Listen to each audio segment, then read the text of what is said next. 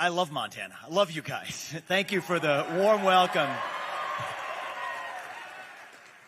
I love this state. It is one of the most beautiful places on planet Earth. I came here, I love this. I came here straight from a hike at Lava Lake. I think we bit off 6 miles, a little faster than we could chew. But we were here actually only a few months ago in June, enjoying the beautiful views of the mountains in Dillon, not far from where we are right now, with our friend Charlie Kirk, actually. He and I were there for an event together, and it is good, though in a much more emotional state, to come back to commemorate him. And I just want to say before we get started to Governor Gianforte, I know you did a great job. Really appreciate your warm welcome.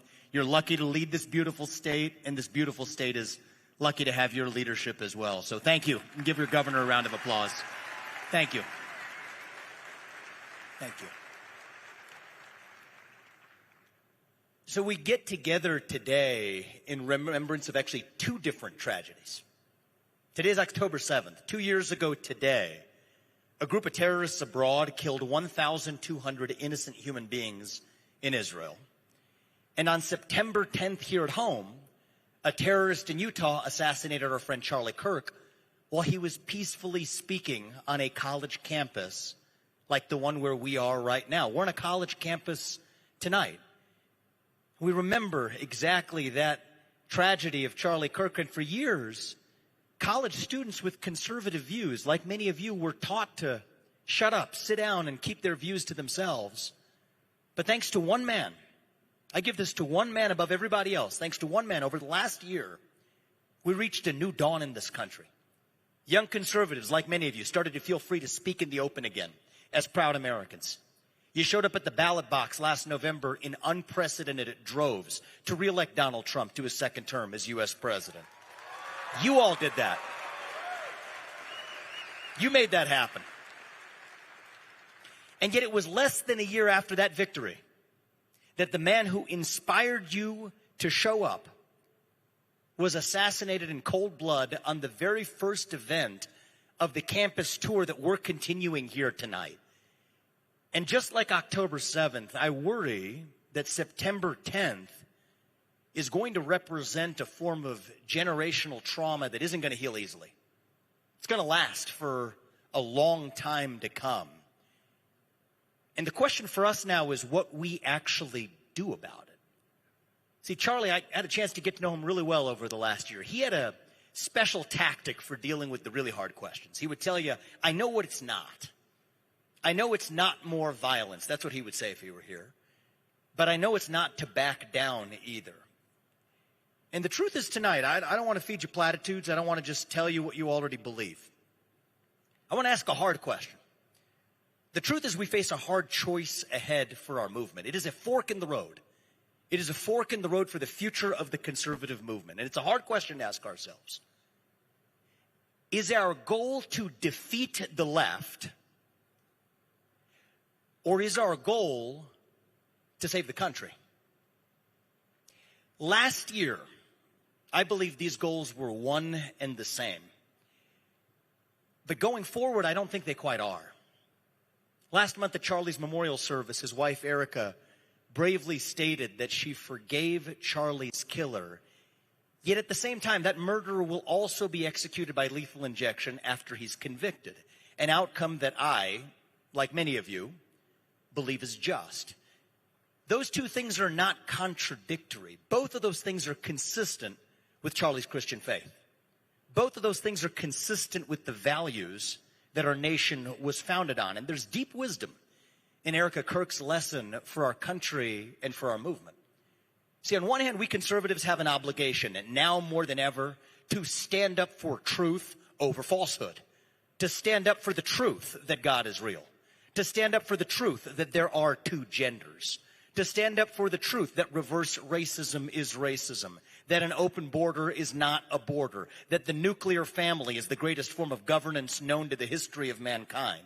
And yet we can still stand for those truths while viewing those who believe in falsehoods not quite as our enemies who must be conquered, but instead as our fellow citizens who have lost their way and must be shown delight, not to berate them and banish them, but to pray for them, and even on rare occasions to actually persuade them, while still beating them soundly at the ballot box to make sure that their misguided ideas never turn into law. We win with ballots, not bullets. That's who we are. That's who we are as Americans. That's the choice we face ahead. Do we play the left's game? Silencing, canceling, punishing, authorizing the government to pick winners and losers in the private sector? Or do we stick to the principles of the American founding? Freedom, merit, the rule of law, the pursuit of excellence. It is a fork in the road for our movement, and I believe the answer is crystal clear. We don't care about owning the libs, not anymore. We care about owning responsibility for saving our country. It is not just about what we stand against, but what we actually stand for. Individual, family, nation, and God beats race, gender, sexuality, and climate. If we have the courage to stand for what is right, what is true, what is good, what is beautiful, that has always been the American way. In the dark winter of 1777, George Washington's army shivered at Valley Forge. They were starving, outnumbered, poorly clothed, and many of them believed the revolution was doomed. What kept them going wasn't hatred of their enemy, but their belief, their conviction that they were fighting for the ideals that would spawn the greatest nation known to the history of mankind. And you know what? Charlie Kirk had that same conviction. He used to say again and again that the greatest weapon against lies is not censorship, it is truth spoken with courage. He practiced what he preached by stepping into the lion's den of college campuses, handing the microphone to his fiercest critics, and then daring to win the argument. That was Charlie's Valley Forge. And even when the bullets came at him, he was still fighting with words, not weapons. That is the beauty of his legacy. We have to remember and respect that, not just as conservatives, but as Americans. Now, some of my friends on the right, good friends on the right, will argue that now isn't the time to go soft, hold hands, and sing Kumbaya if we don't utilize the levers of power now, if we don't stamp out toxic dissent now, if we don't rectify the country now, then we never will.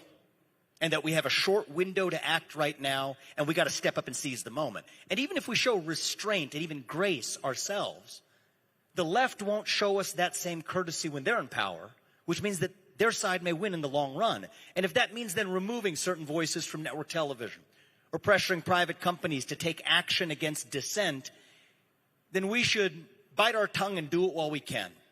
We have to remember what time it is in America. That's how the argument goes.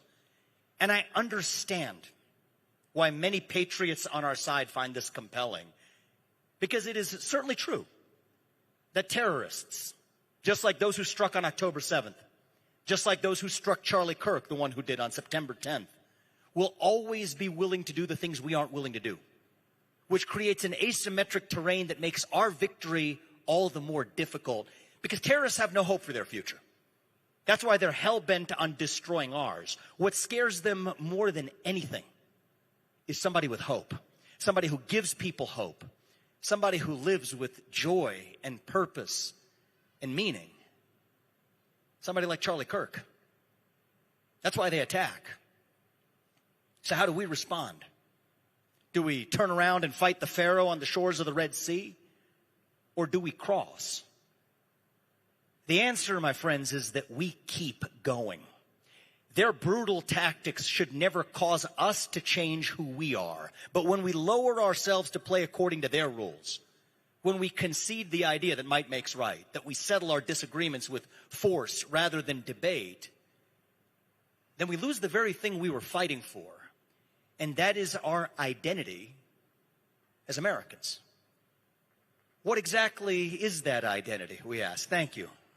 That is the question of our generation. It is the most important question for your generation. Really, to put America first, we first have to answer what America is.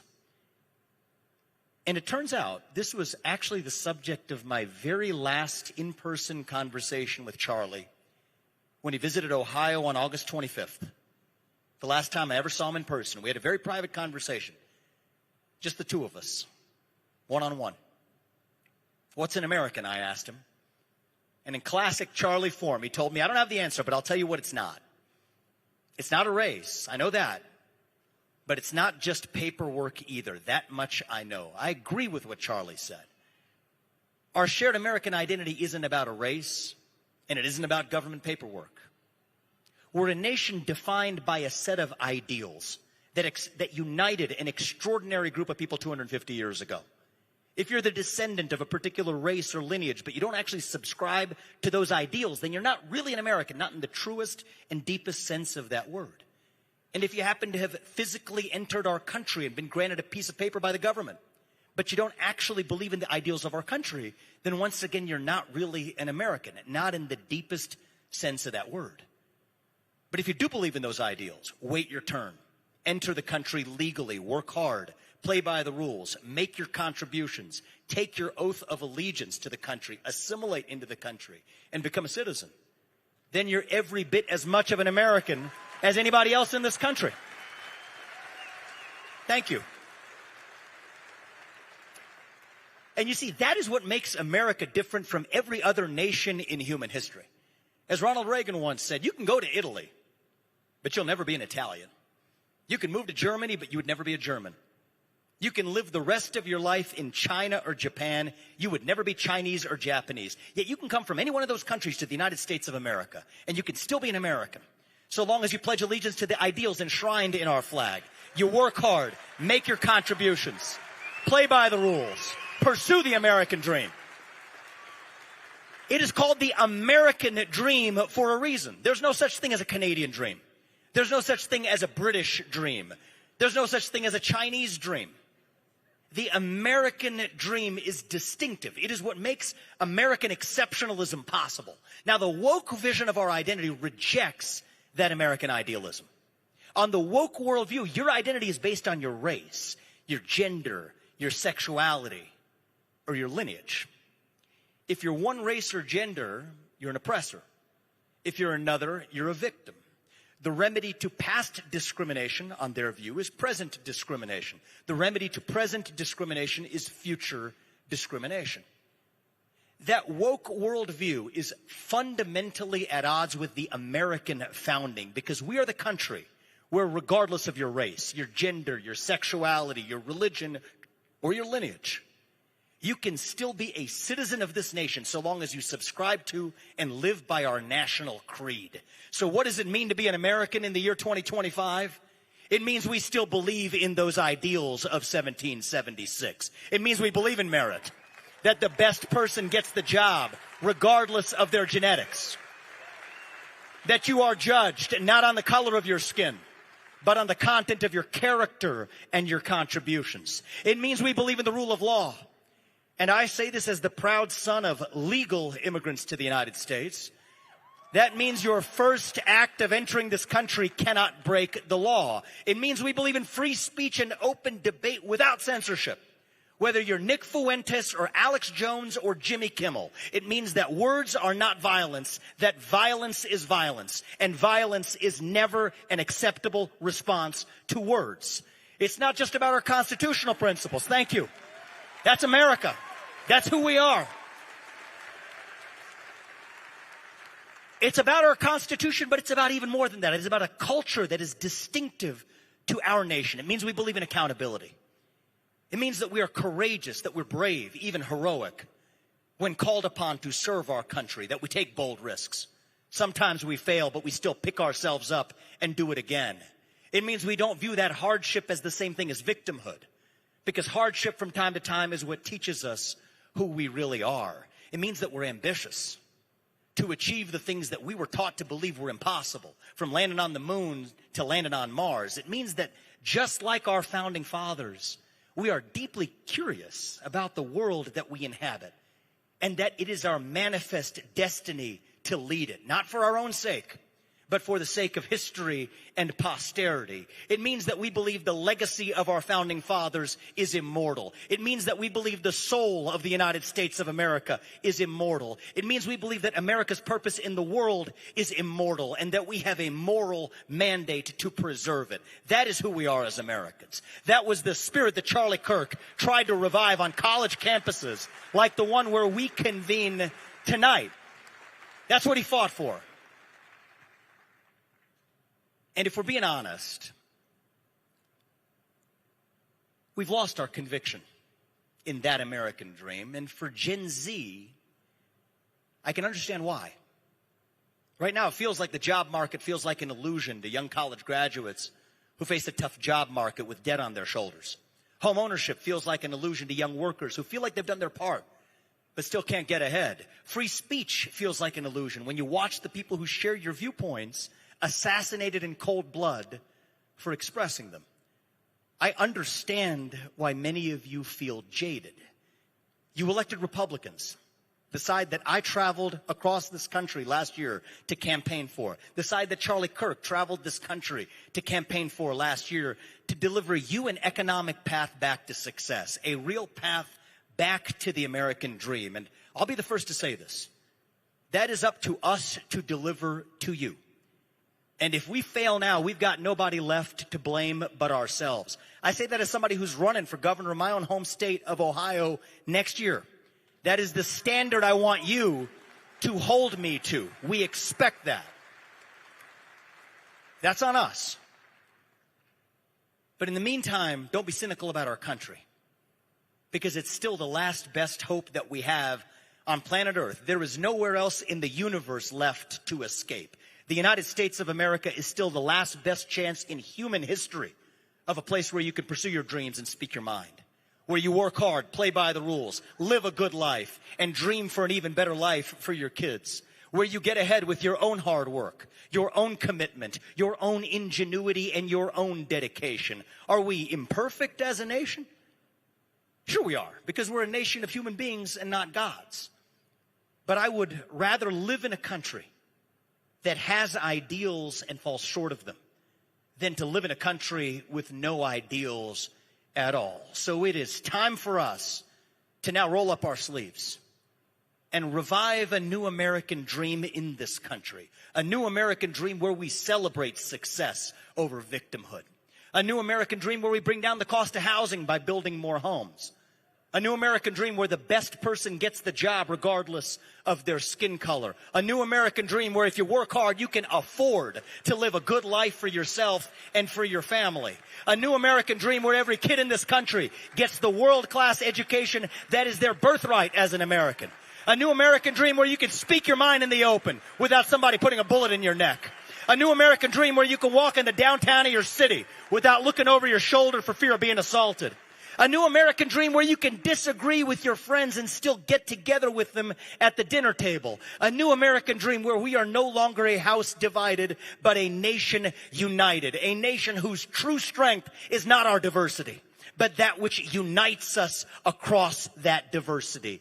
And the beauty of this new American dream is that it is the same one that has guided us at every step of the way for the last 2.5 centuries, just as it will for the next 2.5 centuries. E pluribus unum. From many, one. That is what won us the American Revolution. That is what reunited us after the Civil War. That is what won us 2 world wars and the Cold War. That is what still gives hope to the free world. And if we can revive that dream over group identity and victimhood and grievance, then nobody in the world, not a nation, not a corporation, not a virus, not a campus shooter is going to defeat us. That is what American exceptionalism is all about. That is who we are as Americans. Thank you for coming out tonight, guys. We love you. May God bless you and your families, and God bless our United States of America. Thank you, guys. God bless you.